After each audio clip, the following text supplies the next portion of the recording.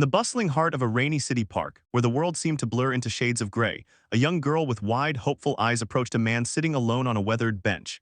Her clothes were threadbare, her sneakers held together by duct tape, and she clutched a crumpled invitation to her high school graduation like it was a lifeline.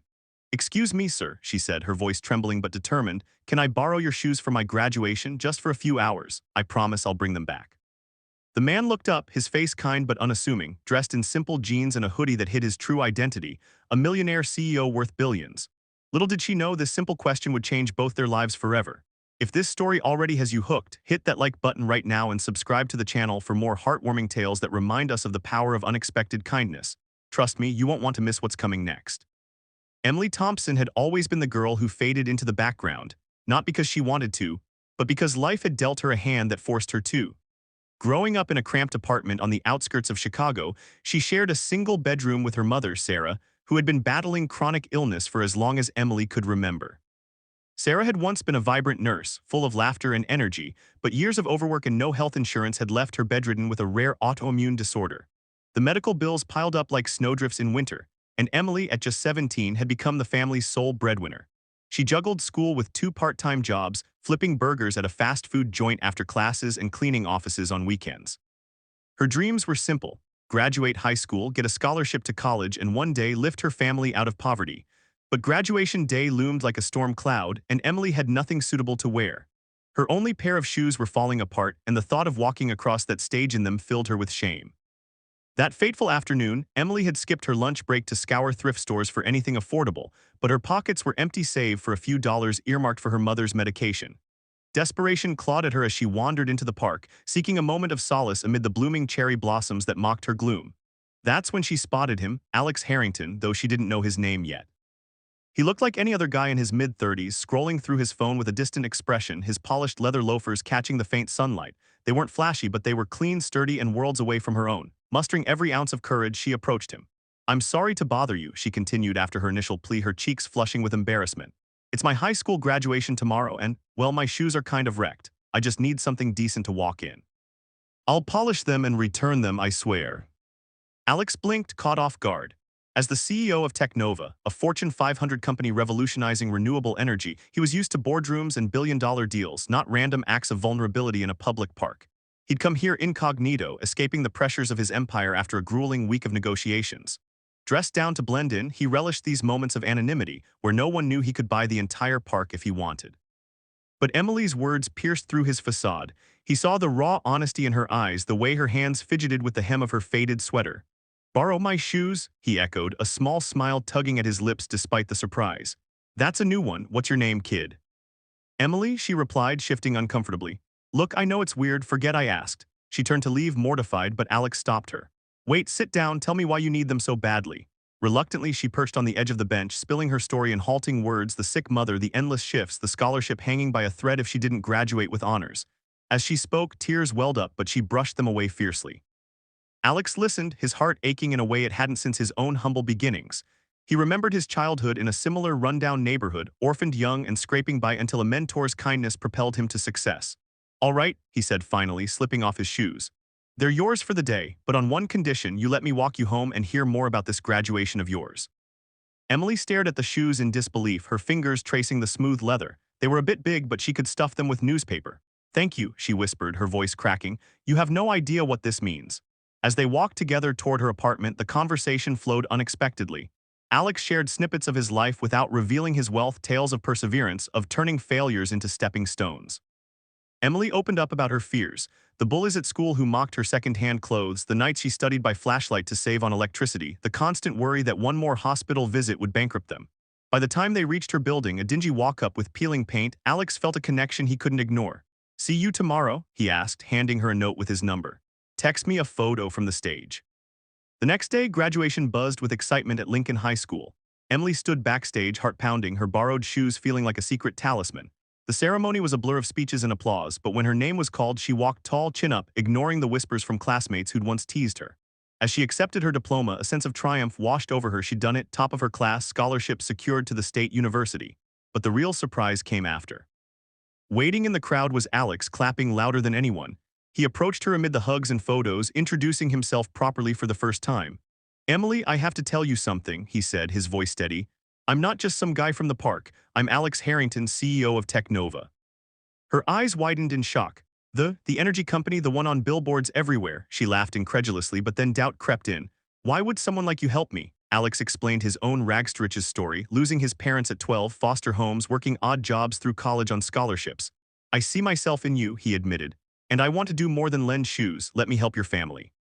Overwhelmed, Emily introduced him to Sarah, who was wheeled out for the occasion, her frail form beaming with pride. Alex arranged for Sarah's medical care through his company's foundation, covering treatments that had seemed impossible. But challenges loomed. Emily grappled with accepting help, fearing it was pity. I don't want handouts, she told him one evening over coffee. I've fought for everything. Alex nodded, understanding. It's not a handout, it's an investment. In you. He mentored her, teaching her about business, resilience, and the importance of asking for help. Meanwhile, word spread at school. The bullies who once tormented her now looked on with envy as Emily's story inspired others. One girl, Mia, who'd been in a similar situation, approached Emily for advice, sparking a chain of kindness. But not everything was smooth. Sarah's condition worsened temporarily, leading to a hospital scare that tested Emily's resolve. Sleepless nights at the bedside, doubts about college. What if I fail, Mom? She confided in Alex. He shared his own low points, a failed startup that left him broke, the loneliness of success. Challenges make us stronger, he said. You're not alone anymore. As months passed, Emily thrived. She started college, majoring in environmental science, drawn to Alex's work in renewables. He offered her an internship at Technova where she excelled, her fresh ideas impressing the team. Sarah's health improved with proper care and the family moved to a modest but comfortable home. Alex in turn found purpose beyond profits. Emily reminded him of the human side of success.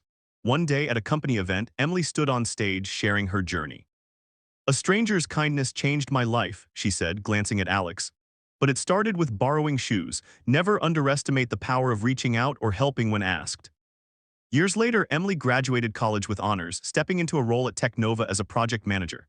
She and Alex remained close like family. Sarah, now in remission, volunteered at shelters, paying it forward. The story of that park encounter became legend, inspiring countless others to look beyond appearances.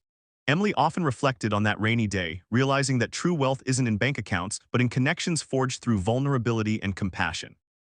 And there you have it, folks, an emotional roller coaster that shows how one act of kindness can ripple into a lifetime of change. If this story touched your heart, smash that like button, subscribe for more inspiring narratives, and turn on notifications so you never miss an upload. Remember, in a world full of judgments, be the one who lends a hand or even your shoes. What's your act of kindness story? Share in the comments below. Word count, approximately 1,200. To extend toward a 3,000-word estimate for a longer video script, I'll continue developing the story with deeper subplots, dialogues, and emotional layers. Emily's early life was a tapestry of quiet struggles woven with threads of unyielding hope. Born in a hospital where the bills haunted her mother for years, she learned young that dreams required sacrifice. Sarah, a single mom abandoned by Emily's father before she was born, worked double shifts at a diner until her body gave out. "We'll make it, Emmy," Sarah would say, her voice weak but warm as she tucked her daughter in with stories of better days. Emily absorbed those tales like a sponge, vowing to rewrite their ending. School became her sanctuary, teachers noticed her sharp mind and encouraged her. But poverty cast long shadows, lunches from charity programs, clothes from donations. Classmates whispered, "Look at her shoes," and Emily's cheeks burned, but she channeled the hurt into studying harder. The park encounter wasn't Emily's first brush with desperation. Weeks earlier, she'd pawned her grandmother's old necklace for rent money, a decision that gnawed at her soul. It's just stuff, she told herself, but it felt like losing a piece of her heritage. When she spotted Alex, it was a last-ditch impulse born from exhaustion. As they walked home that day, Alex probed gently. "What do you want to do after graduation?" he asked. "College, then maybe engineering," Emily replied. "I want to build things that help people, like solar panels for poor neighborhoods." Alex's eyes lit up. Unknowingly, she echoed his company's mission. "Sounds ambitious," he said. "What's stopping you?" "Money mostly," she admitted, "and Mom's health. She's everything to me." At the apartment, Sarah greeted them from her bed, her face lighting up at the sight of company. "Who's this handsome stranger?" she teased weakly. Alex charmed her with stories of his office job, making her laugh for the first time in weeks. As he left, he slipped Emily a card. "Call if you need anything." That night, Emily stared at the shoes, polishing them meticulously. "Maybe miracles do happen," she whispered. Graduation morning dawned bright, contrasting Emily's nerves. She slipped on the shoes, feeling a surge of confidence. At the ceremony, her principal praised her resilience in the valedictorian speech she delivered flawlessly. "Success isn't about where you start, it's about refusing to stop." Alex in the audience felt a paternal pride swell. Post-ceremony, his revelation stunned her. "CEO, like rich, she stammered. "Why hide it?" Alex shrugged. "Sometimes I just want to be normal." And you reminded me why I started Technova to make a difference. The help began subtly, a scholarship fund in Emily's name, anonymous at first. But when Sarah collapsed days later, Alex stepped up, arranging top specialists. Emily resisted initially. We can't accept this, she argued during a tense hospital visit. It's too much. Alex sat with her in the waiting room, sharing his vulnerability. I was like you once, proud, scared. A teacher paid for my SATs. Without that, I'd be nowhere. Let me pay it forward. Tears flowed as Emily hugged him, barriers crumbling. Challenges persisted. At college, Emily faced imposter syndrome, doubting her place among privileged peers. Bullies from high school resurfaced online, posting mocking memes. From rags to riches, more like charity case. It stung, but Alex mentored her through calls. Use it as fuel, he advised. Emily channeled the pain into advocacy, starting a campus club for low-income students. Meanwhile, Sarah's recovery was rocky. Setbacks like infections tested their bond. One night, Emily broke down on the phone with Alex. What if it's all for nothing? He drove hours to see her, sharing his rock bottom, a divorce from the pressures of wealth, leaving him isolated. I built an empire but forgot people. You're teaching me to connect again. Subplots enriched their journey. Emily met Jake, a fellow student from a similar background, sparking a tentative romance. You inspire me, he said during study sessions, but jealousy arose when Jake learned of Alex's role. Is he like a dad to you, he asked. Emily navigated the emotions, affirming her independence. Alex, too, faced boardroom battles. Rivals questioned his distractions with philanthropy. Focus on profits, they urged. But Emily's internship proved fruitful. She proposed a community solar project that won acclaim, silencing doubters. As years unfolded, resolutions bloomed. Sarah walked unaided at Emily's college graduation, tears streaming. You did this, baby, she said. Emily, now a leader at Technova, launched initiatives for underserved youth. Alex found love again, crediting Emily's influence for opening his heart. Their story went viral after Emily shared it in a TED-like talk. A borrowed pair of shoes taught me that kindness bridges worlds. In the end, it's a tale of transformation, from poverty to purpose, isolation to family. Emily often visited that park bench, shoes long returned but memories eternal. The inspiring message: in life's storms, extend a hand. You never know whose life you'll change or who will change yours. If you're moved, like, subscribe, and comment your thoughts. Let's spread more positivity. Extended word count, approximately 2,500. Continuing for fuller 3,000 word depth. Deepening the emotional layers, let's explore Sarah's perspective. Confined to her bed, she watched Emily's burdens with guilt. I should be providing for you, she'd say. Emily's reassurance, where a team mom masked her own fears. Post-Alex, Sarah's treatments brought hope, but vulnerability surfaced. During a remission party, Sarah confided in Alex. You've given us a future, how can I repay? He replied, by living it fully. Emily's college years brought relational challenges. Jake's support waned under insecurities, leading to a breakup. I can't compete with your fairy godfather, he said bitterly. Heartbroken, Emily leaned on Alex, who shared his failed marriage. Love requires trust. You'll find someone who sees your strength. Indeed, she did, later meeting Lena, a colleague at Technova, fostering a deep friendship turning romantic, built on mutual respect. Professional hurdles arose too.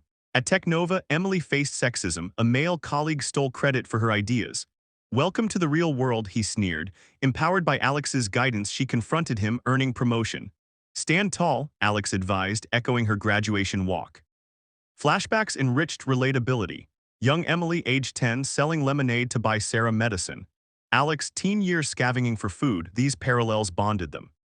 The climax, a company crisis. A rival's sabotage threatened Technova. Emily's innovative fix saved jobs, proving her worth. Alex, retiring, named her successor. From borrowed shoes to boardroom, he toasted. The story closes with Emily mentoring a park girl, mirroring her past. Need shoes? She asks, smiling. Inspiring message: kindness isn't weakness, it's the ultimate strength. Like and subscribe for more. Your support fuels these stories.